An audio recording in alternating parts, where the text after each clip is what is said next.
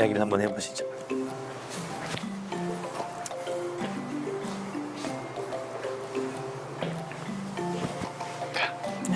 할까요? 네. 하나, 둘, 셋. 네. 다시 할까요? 네. 하나, 둘, 셋.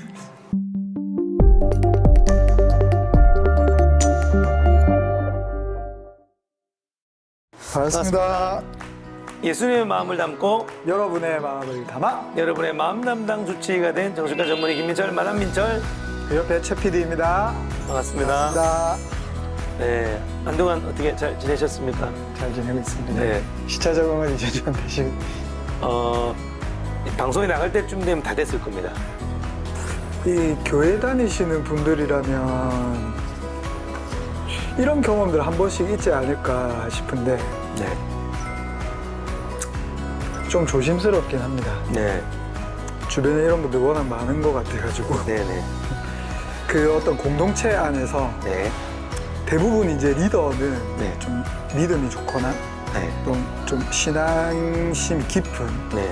이제 그런 분들이 이제 주로 하시잖아요. 네. 그 리더가 기도하고 어떤 것들을 결정해서 달려가고자 할 때 그 팔로워들이 봤을 때 너무 현실감 떨어진 현실적이지 않은 것들을 쫓아서 그냥 리더가 자꾸 가려고 할 때 네네네. 그 팔로워들은 어떻게 반응해야 하는지 그냥 우리 리더가 기도하면서 결정한 거니까 우리도 그냥 순종함으로 따라가야 돼가 맞는지 아니면 아니지 그래도 우리가 이거 현실적인 것들을 한번 찝고 문제점들을 파악하고 이 리더의 바지끄레기를 붙잡고 멈추어 세워야 할지 사실 좀 그런 어떤 공동체 안에서 이 어려움들이 있지 않을까. 그렇죠. 어떤 프로젝트들이 너무 터무니없는데 저걸 그냥 안 하면 내가 믿음이 없는 사람인 것 같고 순종 안 하는 사람인 것 같아서 네네네. 그냥 억지로 따라가지만 네.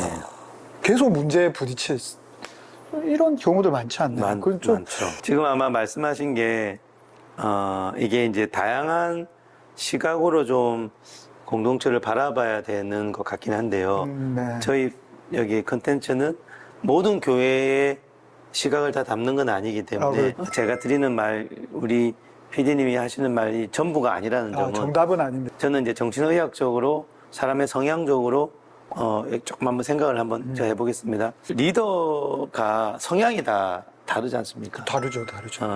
자, 리더 이야기하면 꼭 떠오르는 인물이 교회 리더는 아니고요.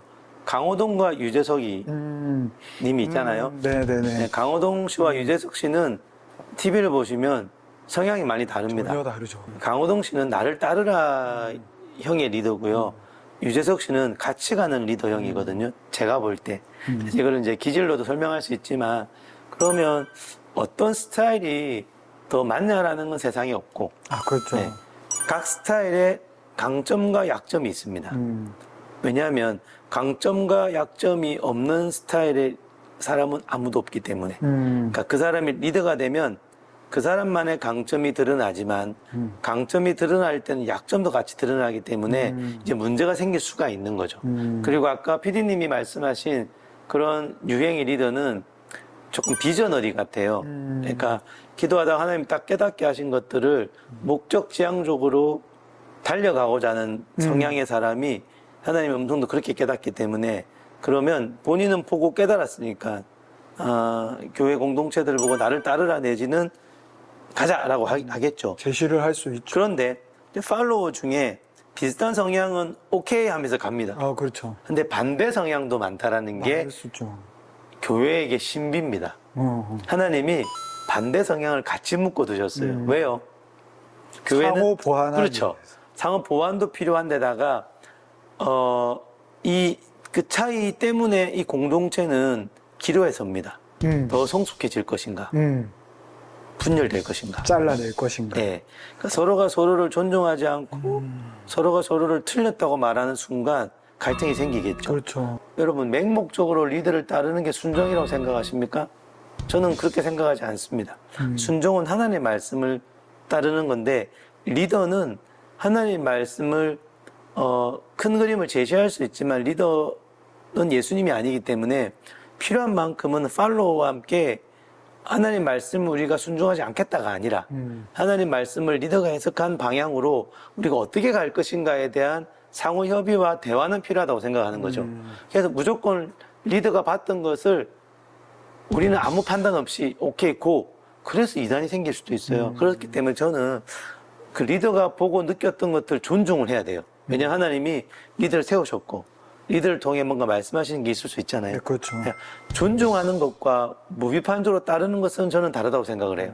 그래서 존중은 하지만 자 팔로워들의 상태도 알아야 되고 팔로워들의 마음도 알아야 되고 팔로워들의 불편함도 알아야 되고 이걸 같이 어우러서 뭔가 협의와 상호 격려와 존중 가운데 하나님이 하나됨으로 같이 가기를 원하시지 팔로워들은 이해도 안 되고 못 따라가겠고 괴로운데 이거 하나님 뜻이야 나를 따라 라고 하는 거는 독재지 않을까요? 근데 또 반대일 경우도 있을 수 있잖아요. 리더가 엄청 현실적인 사람이어서 맞아요. 또 반대인 경우에 이제 비저너리들이 팔로우일 경우에 와 우리 리더는 뭘 안 일 안 하는 한다. 거. 그렇죠. 맞습니다. 맨날 머리로만 계산하고 생각하느라고 아무것도 안 한다. 겁 많아 보이고 주저주저하고 있고. 뭐 좀 하자고 해도 안 한다. 그러니까 여기서 중요한 게 서로의 다름을 인정을 못해서 그렇거든요.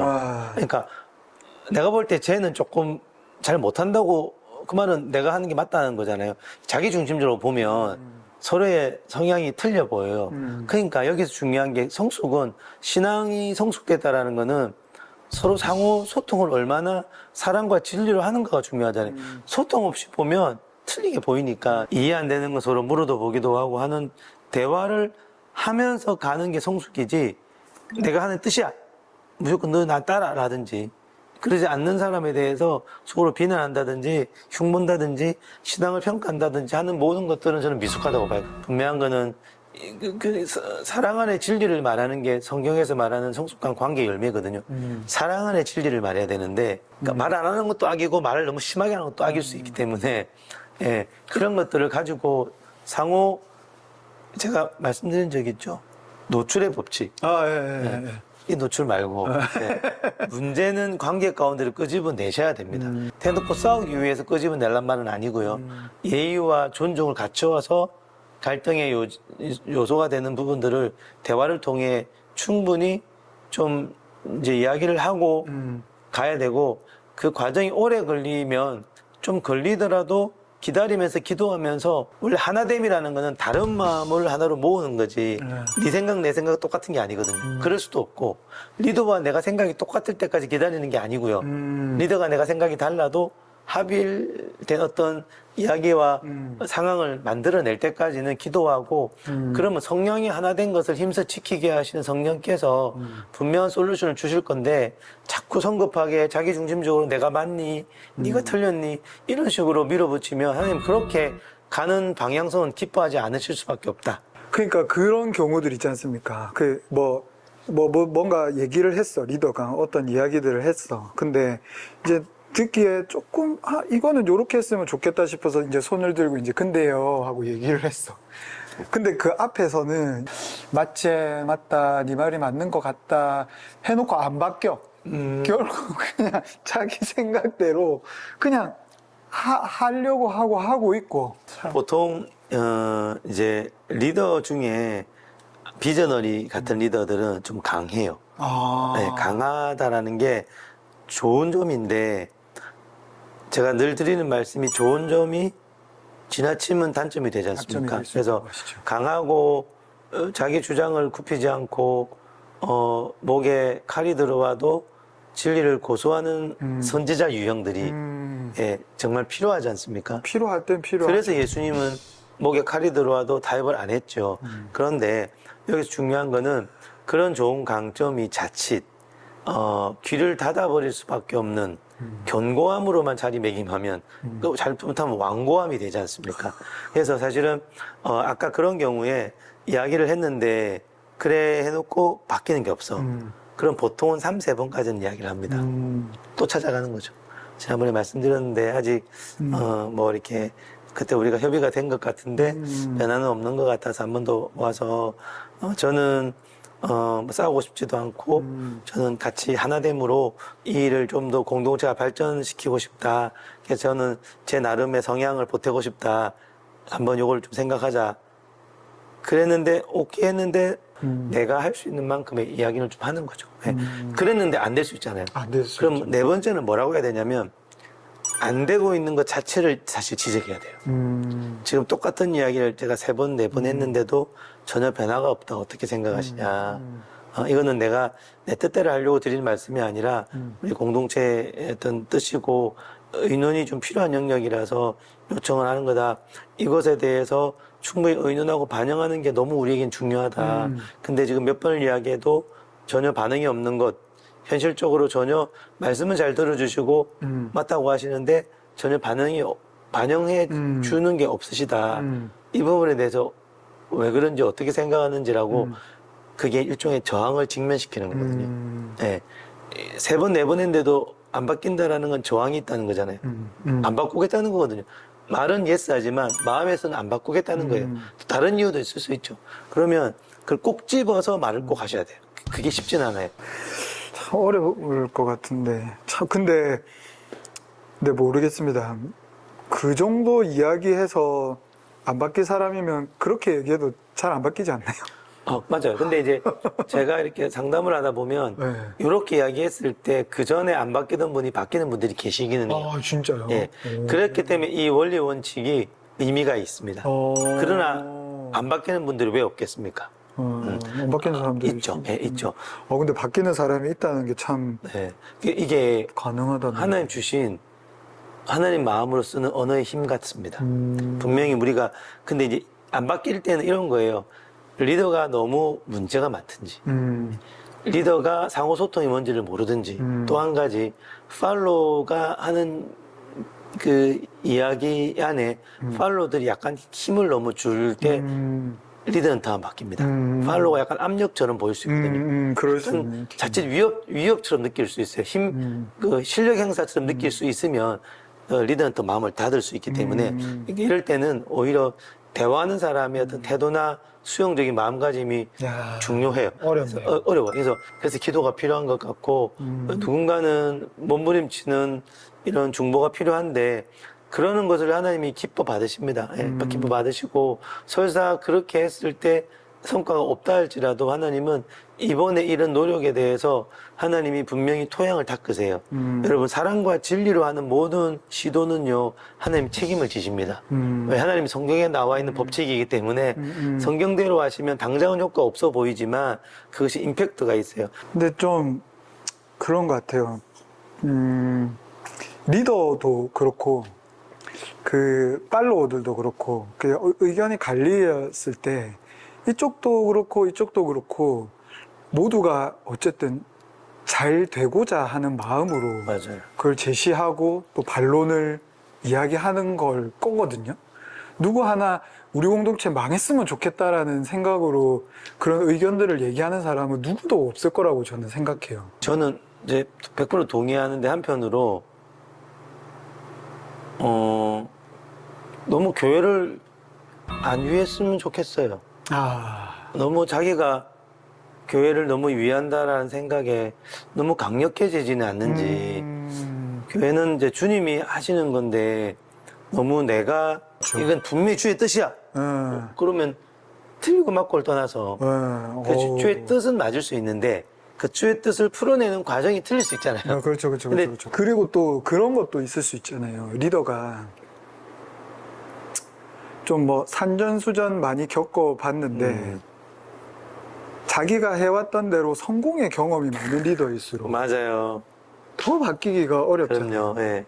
물론 실패나 어려움은 있었을지언정 결과가 성공이었다면 내 길이 맞았던 거라고 견고하게 맞아요. 내 방법이 견고해진 사람일수록 그런 리더일수록 더 바뀌기가 어렵잖아요. 네. 그게 미숙한 거죠.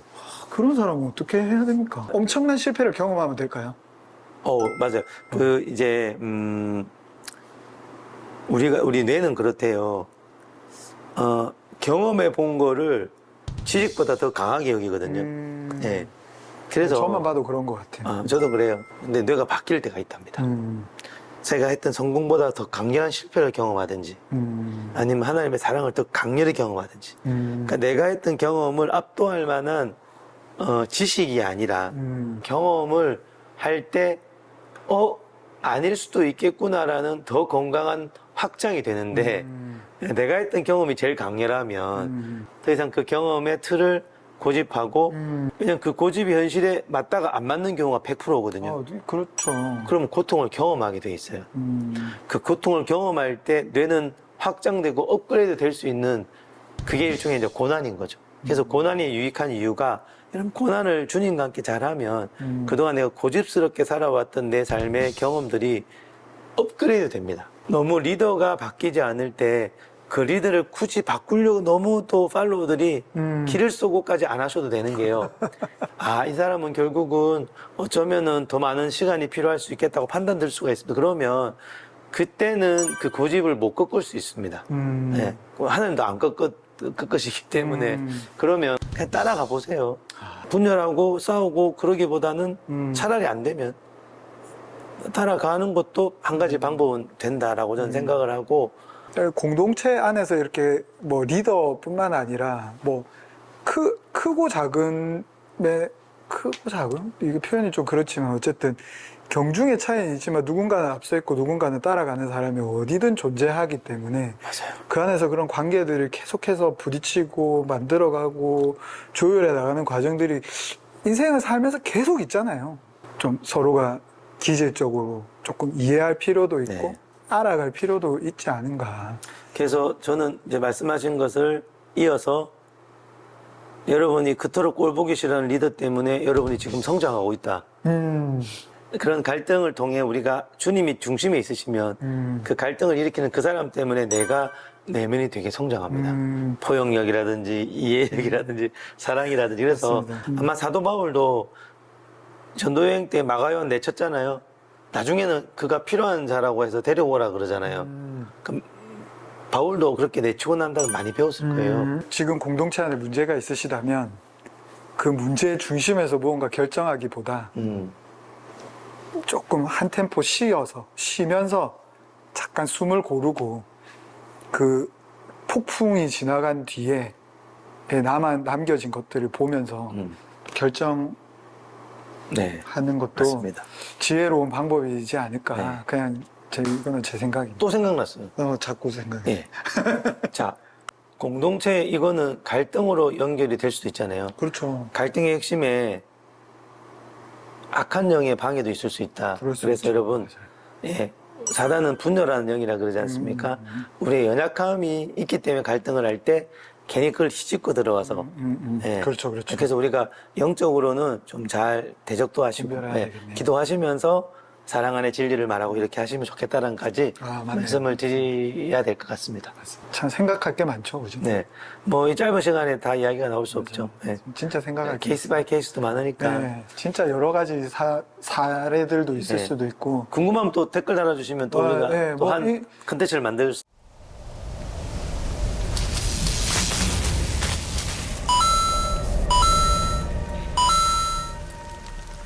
구독자 여러분들 이름 아까 뭐라고요?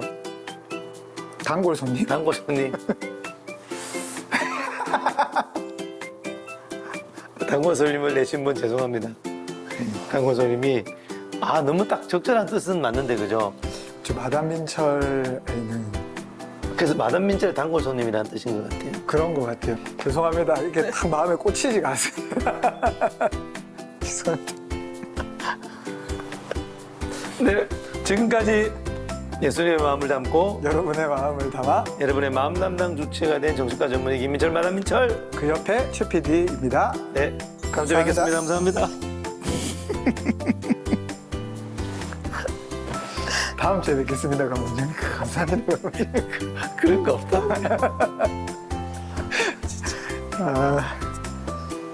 목이 쉬어가지고. 그러네요. 오늘 여기까지 할까요? 해도 될까요? 네. 알겠습니다.